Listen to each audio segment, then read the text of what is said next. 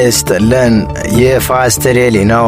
ሰላምታችን በያላችሁበት ይድረስ እያለን በዕለቱ የተሰሙ ዋና ዋና ጉዳዮችን ወደ እናንተ ይዘን ቀርበናል።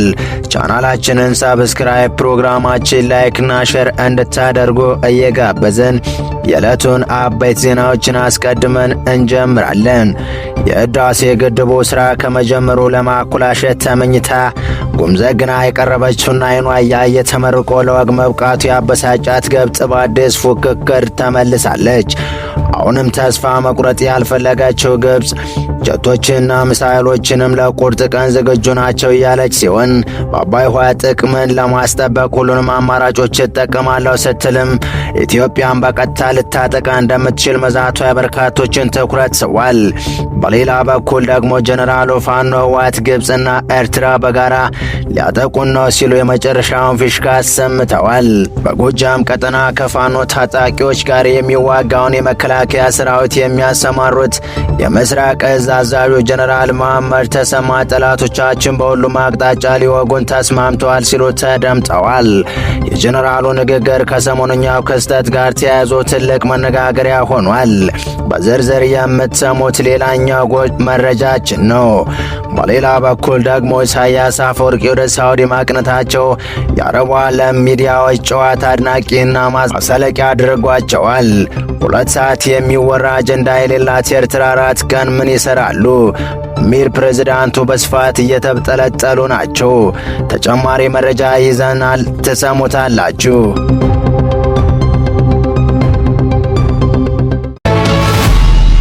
በመጀመሪያም የህዳሴ ግድቡን ሥራ ከመጀመሩ ለማኮላሸት ተመኝታ ጉምና ዘግና ያቀረበችው አይኗ እያየ ተመርቆ ለወግ መብቃቱ ያበሳጫት ግብጽ በአዲስ ፉክክር ተመልሳለች። አሁንም ተስፋ መቁረጥ ያልፈለገችው ግብጽ ጀቶችንም ሚሳይሎችንም ለቁርጡ ቀን ዝግጁ ናቸው እያለች ሲሆን በአባይ ውሃ ጥቅምን ለማስጠበቅ ሁሉንም አማራጮች ይጠቀማለሁ ስትል ኢትዮጵያን በቀጥታ ልታጠቃ እንደምትችል መዛቷ የበርካቶችን ትኩረት ስቧል። ግብጽ በትላንትናው ዕለት ባወጣችው መግለጫ የውሃ ደህንነት ጉዳይ ላይ ካይሮ ለድርድር ሊቀርቡ የማይችል የህልውና ጉዳይ መሆኑንና የውሃ ፍላጎቷን በሁሉም ህጋዊ መንገዶች ለማስከበር የተገደደች መሆኑን ገልጻለች። የውጭ ጉዳይ ሚኒስትር ባድር አብደላቲ በብሔራዊ ቴሌቪዥን በኩል ባደረጉት ንግግር ግብጽ በፕሬዝዳንት አብዱልፈታህ አልሲሲ በተሰጧቸው መመሪያና በውሃ ድርሻ ክፍፍል ዙሪያ ያለኝ ያለችውን አቋሟን ግልጽ አድርጋለች። ከኢትዮጵያ ጋር በአባይ ፋይል ዙሪያ የተደረገውን ድርድር ዳግም እንዳይነሳ ሆኖ ተቋጭቷል ያሉት አብደላቲ ግብጽ በማንኛውም ጉዳት ከተከሰተ የውሃ ፍላጎቶቿን ለመከላከል በዓለም አቀፍ ህግ መሰረት አሁንም እጇ ላይ የሚገኘው መንገድ የመጠቀም ሙሉ መብት አላት ሲሉ አጽንኦት ሰጥቶታል። እነዚህ መንገዶች ወታደራዊ አማራጮችን ያካተተ መሆናቸውን ሲጠይቁም ጉዳቱ ከተከሰተ ፍላጎቶቻችንን ለመከላከል መብት በተመለከተ ዓለም አቀፍ ህግ በሚሰጠው መሰረት ግብጽ ራሷን የመከላከል ሙሉ መብት አላት በማለት ወታደራዊ እርምጃም አንዱ አማራጭ መሆኑን አረጋግጠዋል። ግብጽ ከኢትዮጵያ በድርቅ ወይም በጎርፍ ወቅት የግብጽንና ሱዳንን ውሃ መብቶች እንዳይጎዳ ለማረጋገጥ የታላቁን የኢትዮጵያ ህዳሴ ግድብ አሰራርና አሞላልን ሂደትን የመቆጣጠር አስገዳጅ የህግ መሰረት እንድታፈርስም በተደጋጋሚ ጥሪ ስታቀርብ የቆየች ቢሆን በኢትዮጵያ በኩል ውድቅ ሲደረግባት ቆይቷል። በቀጣይ መረጃ ኢሳያስ አፈወርቂ ወደ ሳውዲ ማቅናታቸው የአረቡ ዓለም ሚዲያዎች ጨዋታ ማድመቂያና መሳለቂያ አድርጓቸዋል። 2 ሰዓት የሚወራ አጀንዳ የሌላት ኤርትራ 4 ቀን ምን ይሰራሉ በሚል ፕሬዝዳንቱ በስፋት እየተብጠለጠሉ ናቸው። በመካከለኛው ምስራቅና አረቡ ዓለም ተደማጭ የሆኑ ሚዲያዎችና ተንታኞች የፕሬዝዳንቱ ጉብኝት አስመልክቶ በሰጧቸው አስተያየቶች በስላቅ የተሞሉ ሆነው ይታያሉ። ፕሬዝዳንት ኢሳያስ የሚመሯት ሀገር ኤርትራ በቀጠናው ካላት ተሳትፎ ኢኮኖሚ፣ ኢንቨስትመንትና ሌሎች የጋራ ልማት ዕድሎች አኳያ እዚህ ግባ የሚባል አቅም የላት መሆኑን የሚጠቅሱት ዘገባዎቹ የፕሬዝዳንት ኢሳያስ 4 ቀናት የሪያድና ጄዳ ቆይታ ብክነትና ልባሌ መሆኑን ሲገልጹም ጠቅላላ ስለ ኢትዮጵያ ባህር በር እያለች እያስጨነቀች ነው፣ የአሰብ ወደብን ባይል ልትቀማኝ ነው፣ ግብጽንም አማክሬ ድጋፍ እንደማታደርግልኝ ገልጻልኛለች፣ እናንተም አገዙኝ ከሚልና ቢበዛ ከ2 ሰዓት በላይ የሚወራ አጀንዳ የሌላት ኤርትራ የምትባል ሀገርን የሚሆኑት ኢሳያስ አፈወርቂ 4 ቀን ሳውዲ አረቢያ የቆዩት ምን እየሰሩ ነው በማለት ገልጸዋል። የሆነው ሆኖ ፕሬዚዳንት ኢሳያስ ለዚህ ከባድ መዛበቻና ያበቃቸው የሳውዲ አረቢያ 4 ቀን ጉብኝታቸው ምክንያት ከኢትዮጵያ በኩል እየገፋ የመጣው የባህር በር ጥያቄ ተከትሎ አብሯቸው ያደገው ተቸካይ ባህሪያቸው እንደሆነ ነው የተነገረው። ከትናንት እስከ ዛሬ ኢሳያስ ዓላማቸው ኢትዮጵያን ከቀይ ባህር በማራቅ የኢትዮጵያን የባህር በር መቆለፍ ነው። አንዳንዶቹ ይህን የፕሬዚዳንቱን እድሜ ጠገብ ጥላቻ ወለድ አቋም ነቀፋ ሲንድረም የሚል የፌስ ስያሜ በመስጠት ፕሬዚዳንቱ ላይ ሲሳለቁ ይታያል። ለ4 ቀን ሳውዲ አረቢያ የነበሩት ኢሳያስ ከሳውዲ ወዳጆቻቸው የተናገራቸው ዘመኑን ዋጀ የሚል መራራ ሀቅ ነው የሚሉ ሀሳብ ሰጪዎች ነገሩን ከራሷ ከሳውዲ ጋር በማነጻጸር ገልጸውታል። በሰላማዊቷ ሀገር ሳውዲ አረቢያ ዘመኑን ዋጅታ የአልኮል ሽያጭ ፈቅዳለች። ሲኒማ ቤት ተፈቅዷል። ሴቶች መኪና ማሽከርከር ይችላሉ። በአንጻሩ ኤርትራ አሁንም ከኢትዮጵያ ስትገንጠል የቆየችበት ላይ ነች። በ3 አስርተ ዓመታት ውስጥ አንድ ጋት ወደፊት አልተራመደችም። የኤርትራ ወደቦችም ሆነ ረዥሙ የኤርትራ የቀይ ባህር ጠረፍ ከኢትዮጵያ ውጭ እርባብና የላቸውም የሚል አንገት የሚያስደፋ ቀኛ ምክርም ተምሮላቸው አዲ አሎ መመለሳቸው እየተነገረ ይገኛል። በቀጣይ መረጃ ጀነራሉ ፋኖ ህወሓት ግብጽና ኤርትራ በጋራ ሊያጠቁን ነው ሲሉ የመጨረሻውን ፊሽካ አሰምተዋል።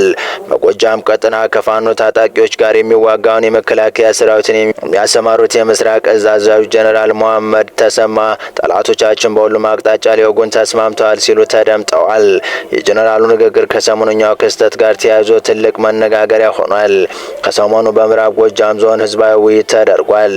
በዚህ ስብሰባ ላይ የምስራቅ እዝ አዛዥ ጀነራል መሐመድ ተሰማ የተገኙ ሲሆን አስገራሚ ንግግርም አድርገዋል። ጀነራሉ በሁሉም አቅጣጫ ኢትዮጵያውያን ሊወጉን ተስማምተዋል ብለዋል።